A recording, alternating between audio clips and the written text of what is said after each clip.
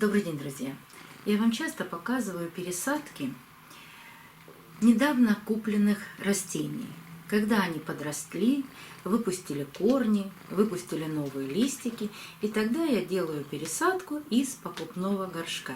И очень редко рассказываю и показываю пересадки своих старых орхидей.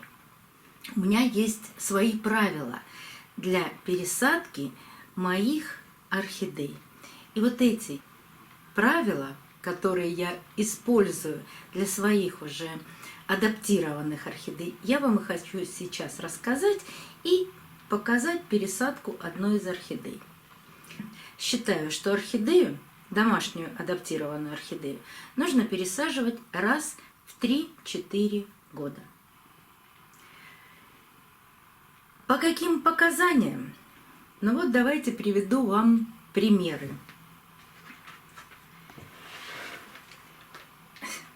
Вот орхидея. Помним, что все орхидеи растут по-разному. Некоторые очень быстро, другие долго. Вот есть такая замечательная мультифлора, посаженная более 3 лет назад. И что происходит? Смотрите, как активно она растит корни. И цветет. Но при этом сбрасывает старые листья, растит новые. И ствол уже поднялся над посадкой сантиметров на 5-6. Это очень высоко для орхидеи. Вот так нависать над посадкой. Вот такую орхидею можно пересадить. Корни есть растущие. В горшке за это время большая половина корней должна погибнуть. Она просто обязана это сделать, потому что жизнь корня составляет от полугода до 3 лет. И вот здесь мы с вами увидим, что есть и живые корни. Но если проследим, вот здесь не очень удобно. Сейчас другой стороной поверну и покажу. Ну вот здесь видно старые корни. А вот с этой стороны будет очень хорошо видно, что корни, которые идут в посадку, вот они живые, здоровые, вот с ними и нужно пересаживать. Так что как эта орхидея только закончит свое цветение, я тоже сделаю пересадку. Вот здесь все понятно. Высоко над грунтом, есть растущие корни. Прекрасно, можно пересаживать. Конечно, вы сами решаете, когда нужно сделать очередную пересадку вашей орхидеи. Но для меня самое важное – растущие корни и высота ствола. Но бывают и другие причины для пересадки. Например, вот эту орхидейку я сажала, ну как, я не могу сказать, что она была маленькая. Нет, она была реанимашкой. Тоже года 3, наверное, 4 назад. Листики были маленькие, поэтому по размеру корней был выбран горшок 1,6 литра. Но листья стали расти крупные, корни появились уже тоже крупные, но пока нет растущих. Хотя в горшке они могут быть. Вот здесь только один маленький новый корешок. Но это и понятно, орхидея недавно отцвела. Такие корни в горшке? Да разные.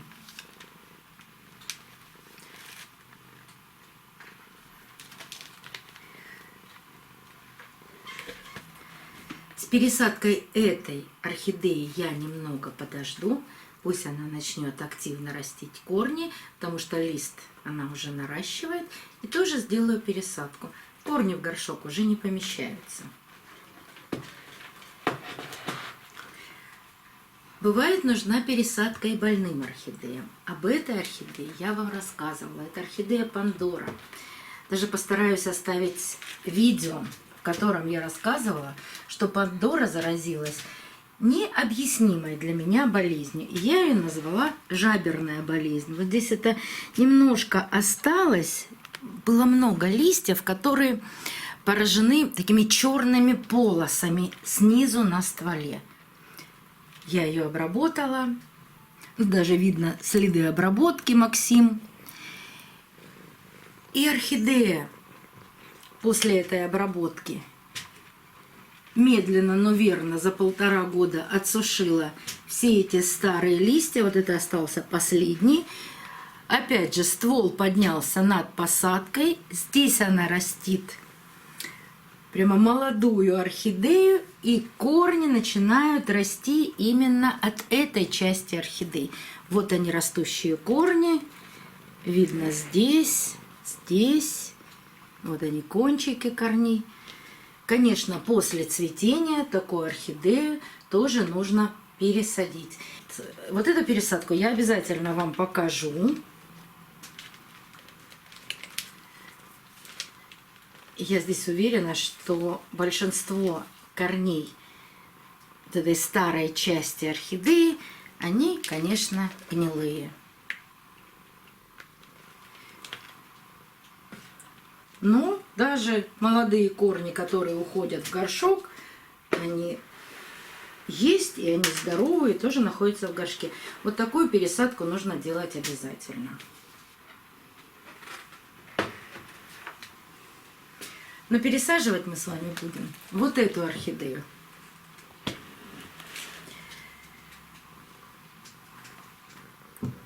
И эта орхидея уже была показана на канале более 3 лет назад.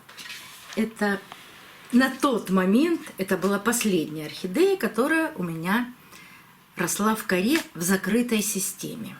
Мне это чем-то не нравилось. Я ее пересаживала, вам показывала. Ссылку на это видео я оставлю в правом верхнем углу экрана.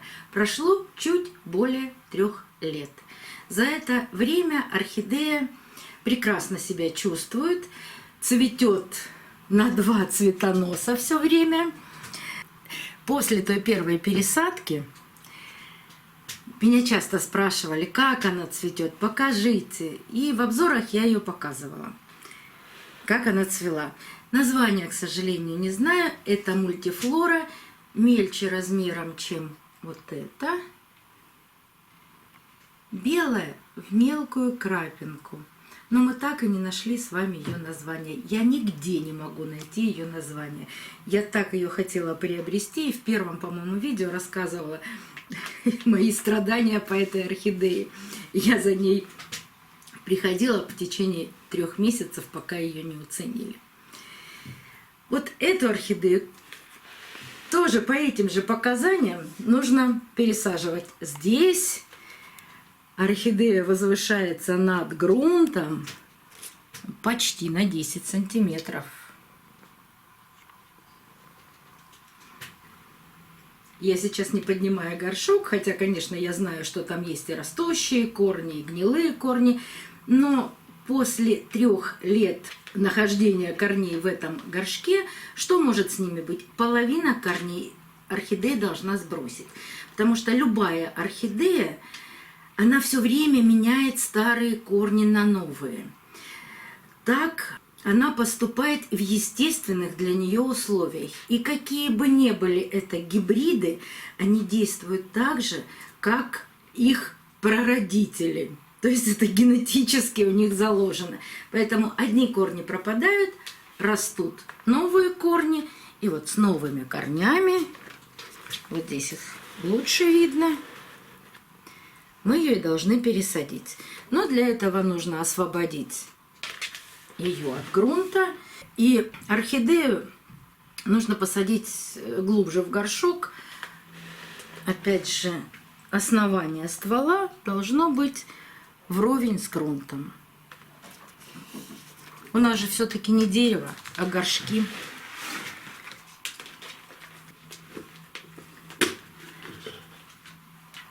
Ну вот, давайте смотреть, что в горшке.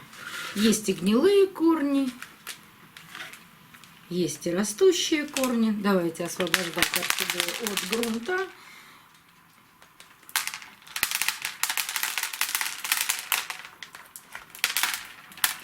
И приводить ее в порядок.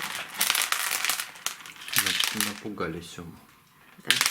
Конечно, за 3 года Ну, это прям идеально чистый горшок для 3-летнего содержания орхидеи. Но посмотрите, какие, даже не знаю, водоросли, наверное. Все-таки это водоросли красивые выросли на дне горшка. Прям чудесно растут. Такие длинные. Вот они. Вот какие.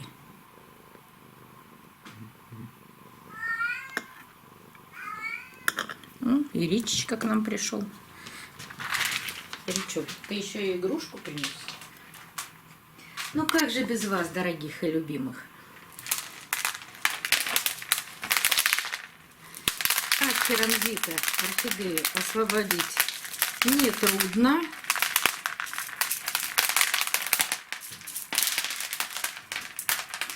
Хотя корни сплелись очень хорошо.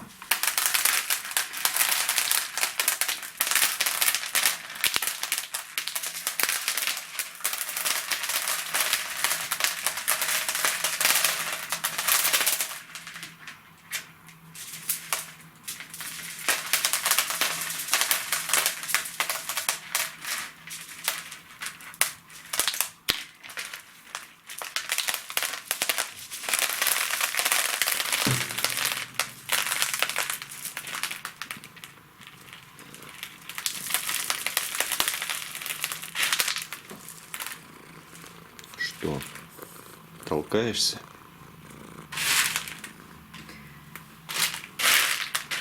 Вот много сразу гнилых корней. Если бы они были сухие, они бы казались, конечно, более привлекательными. А так как они мокрые, кажется, ой, кошмар какой. Но это не кошмар, это так и должно быть. Вот они большей частью отходят от ствола, вот там в глубине эти корни, потому они и гнилые. Это те корни, с которыми я первый раз сажала орхидеи. Так и должно быть. Многих это пугает, меня нет. Вот посмотрите, сколько зелененьких, растущих, чудесных корешков. Это нельзя считать омоложением орхидеи, но такие пересадки полезны для орхидеи. Во-первых, мы убираем всю вот эту гниль. Мокрую, сухую, неважно. В следующий раз постараюсь вам показать пересадку сухой орхидеи, хотя ее очень сложно доставать из горшка, когда все корни сухие, они более ломкие.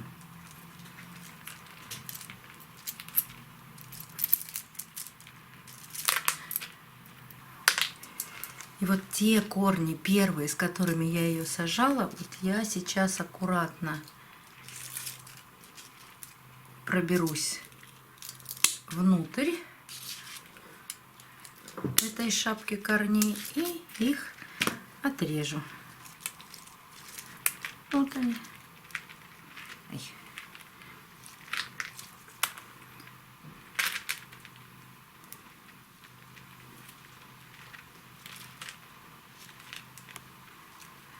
Так, вот еще престарый корень. Обрезаю прямо от ствола.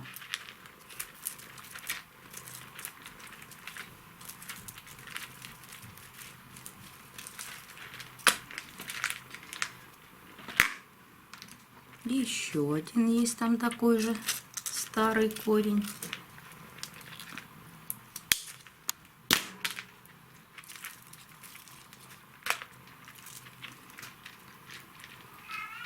И вот этот. Раз. И два.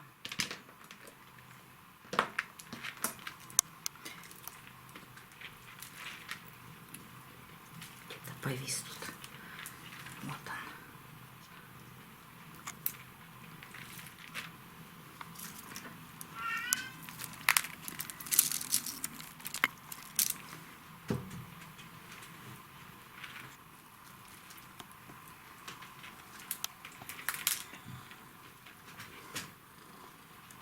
Ну что ж ты меня гипнотизируешь?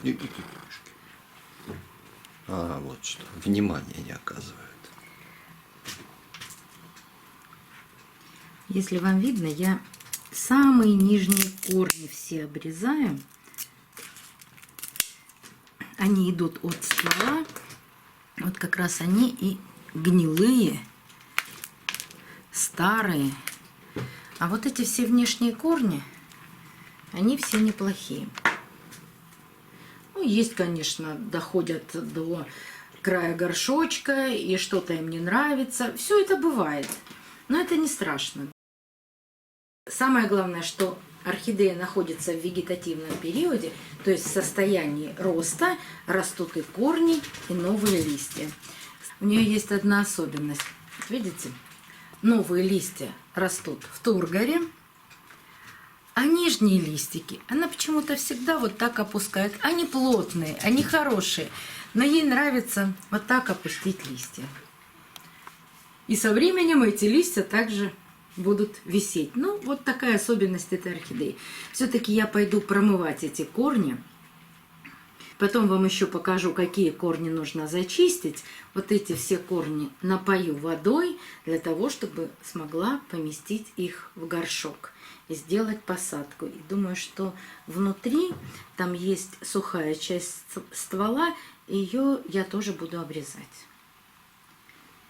А горшок буду использовать этот же. Я его хорошо промою просто с мылом. И промою горячей водой, сильно горячей водой. Иду промывать орхидею.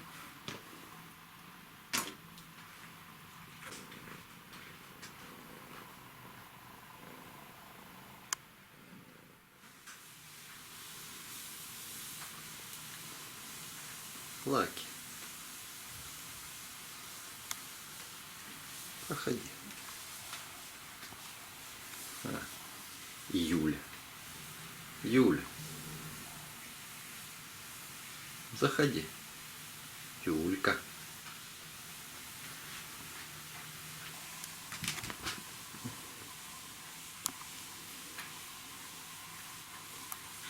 Лаки.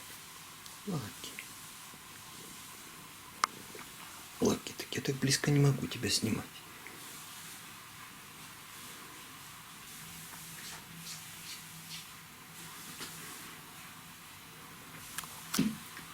О, Сёма покушал. Понятно. И пришел на рабочее место. Молодец. Молодец. Сейчас принесут орхидею, и мы продолжим.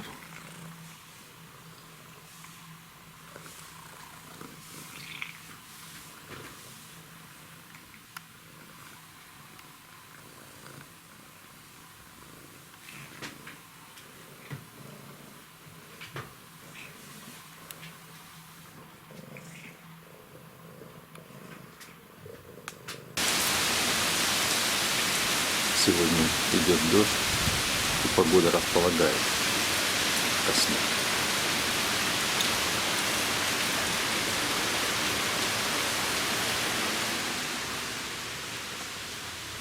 Зато Лаки пришла. И Юля пришел. Они все время ходят друг за другом.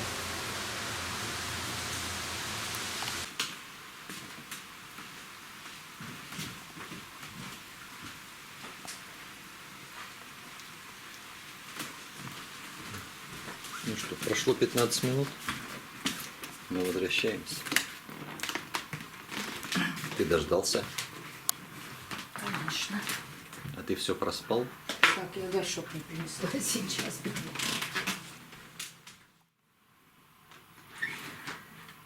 Пока промывала орхидею, ссылку на то, как я промываю корни орхидеи под проточной водой, я оставлю вам в правом верхнем углу экрана, я приняла решение. Во-первых, сломала один корень. Я приняла решение отрезать нижнюю часть ствола, даже если там есть корни. Во-первых, вот эти корни, Вот тут еще есть и гнилой корень попался. Они все очень старые. А вот эти верхние, они молоденькие. Вот с ними и нужно посадить орхидею. Потому что при посадке вот этих старых желтых корней, они моментально погибнут в посадке. Они очень старые. И будет горшок полный плохих корней. Так это опять омоложение вступило? Но это не омоложение. Каждые 3 года, ну, его можно и назвать омоложением. Можно назвать и пересадкой. Но в любом случае при таком длинном стволе мы делаем какое-то омоложение. Ну, надо убирать эти старые корни. Они не нужны орхидее. Она ими уже не пользуется. Значит, сейчас отрежу вот эту сухую часть ствола, на которой были только старые корни. Вот видите, здесь даже корней не осталось. И еще буквально сантиметр стволика. Здесь уже корни попадут. Но они тоже старые.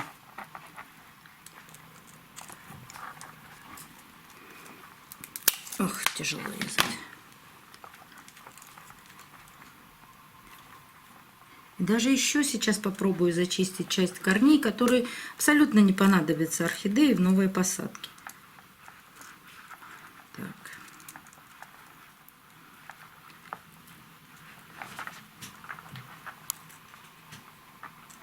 Пытаюсь аккуратно убрать старые корни.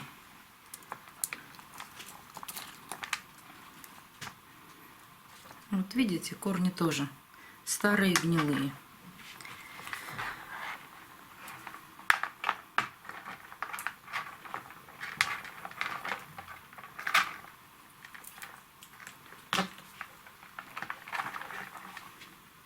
Вот это очень старые корни. Жесткие, старые корни. Орхидея в естественных условиях, когда она растет на дереве, вот эти старые корни, они остаются приросшими к дереву, и они становятся коричневыми. Вот так и здесь то же самое. Видно, что этот корень молоденький, вот он растущий, но он суховатый пока, потому что мало было влаги. А эти корни, они становятся деревянными, такие же, как стволы деревьев.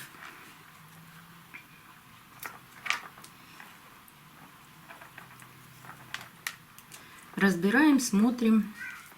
Еще вот тоже одеревеневший корень. И заканчивается тяжем и кусочком корня, не растущего, уже гнилого. Так что такой корешок тоже можно убрать из посадки. Он не нужен.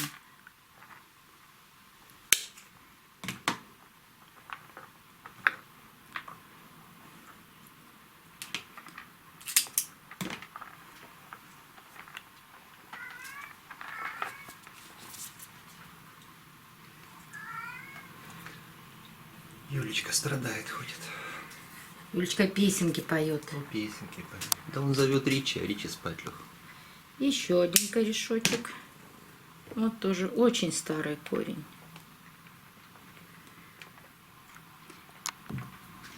Если вы заметили, все эти корни, они самые нижние.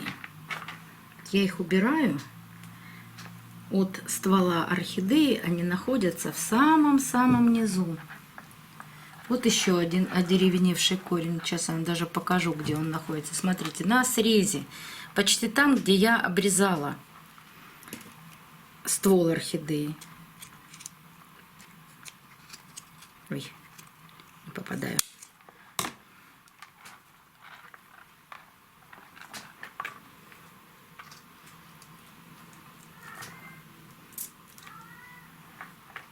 Так. Так, еще один корешок нашла. Вот он.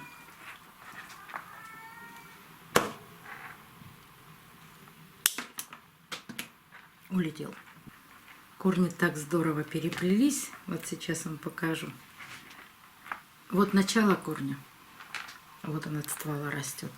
Потом двигаюсь и ищу, где же заканчивается этот корень. А этот корень заканчивается совсем с другой стороны. Вот он. Растет вверх, и он растущий. Вот такие корни мы, конечно, оставляем. Ну а здесь простая легкая зачистка. Если где-то на каком-то корне я вижу или сухую часть, или черную часть, и мне она совсем не нравится, даже если этот корень находится выше по стволу, вот смотрите, черный корень, здесь нет растущей части, в середине корня черная часть, а от начала, вот начало этого корня, идет уже сухая часть корня. Такой корень можно тоже отрезать. Сейчас мне скажут, кардинальненько. Да, когда у орхидеи много растущих корней, много растущих, это главное, то можно сделать кардинальную обрезку. И то я оставляю какое-то количество старых корней. Тяжи эти не нужны уже орхидеи.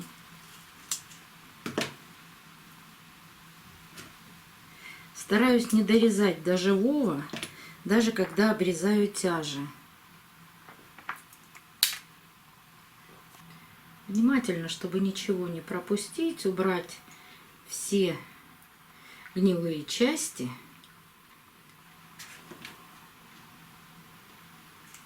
Потому что такую гниющую органику очень любят подуры. Они ей питаются. И чем больше гнилых частей корня, тем у подур больше кормовая база. А еще если влажно в горшке, то подуры там живут с удовольствием. Они не вредят напрямую орхидеи, но многим это не очень приятно. Так, вот здесь корешок держится прям на такой, на ниточке. Вот он, этот корень. Вот в сломе этого корня, на этой ниточке, я его и обрежу. Ну вот, а все остальное можно оставить. Вот для меня идеально было бы убрать вообще вот эти все корни, вот эти, и оставить только молодые корни. Но я точно знаю, как будет расти эта орхидея. Поэтому я могу это сделать. А вот когда новички обрезают все вот эти корни с черными точками и оставляют 2-3 вот таких растущих корешка, ну, бывают сложности. А бывают сложности, что даже эти 2-3 корешка орхидея моментально закукливает. И кажется, что орхидея погибает. Да такое и бывает. Поэтому никогда не старайтесь обрезать абсолютно все корни. Вот видите, мы с вами можем посчитать, сколько здесь новых растущих корней. Их больше десятка. Поэтому орхидея перенесет посадку или пересадку безболезненно.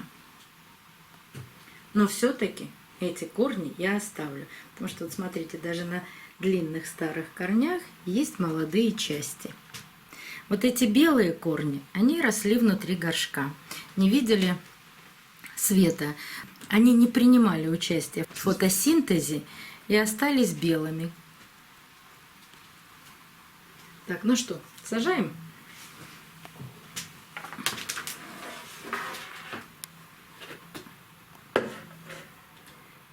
Тот же самый горшок. Опускаем все корни в горшок. Вот кажется, что горшок маленький.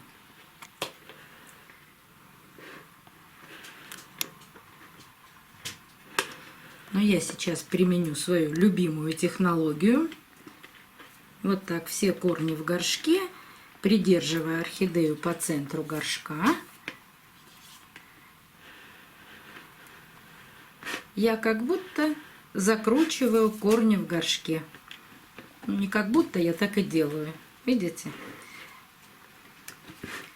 Делаю более глубокую посадку. Но такое можно делать только с влажными корнями.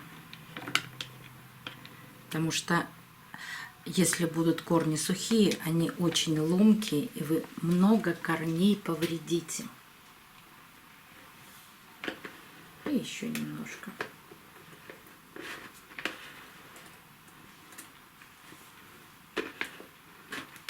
Вот так.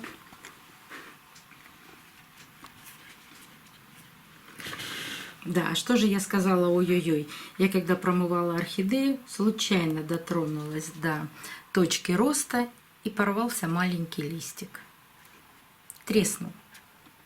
Ну ничего страшного, орхидея треснувший лист продолжит растить.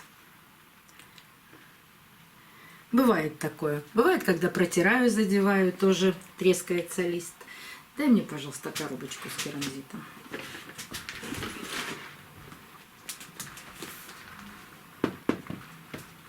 Эта орхидея сначала росла в коре, потом 3 года росла в керамзите, прекрасно цвела, поэтому посадку я делаю такой же, как и была, в керамзит.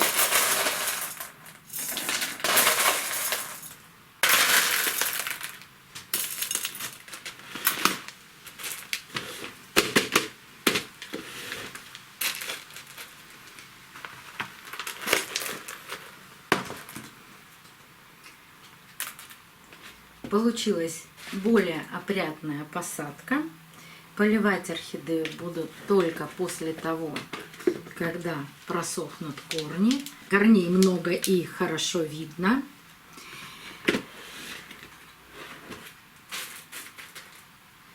Я думаю, что она зацветет, потому что она всегда цветет много и обильно, и чаще всего на 2 цветоноса.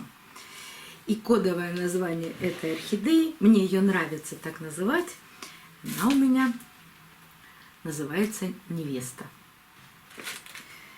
Так что если кто-то будет спрашивать про судьбу этой орхидеи, так ее и называйте. Невеста. Подождем ее цветения. До новых встреч, друзья. Увидимся на канале.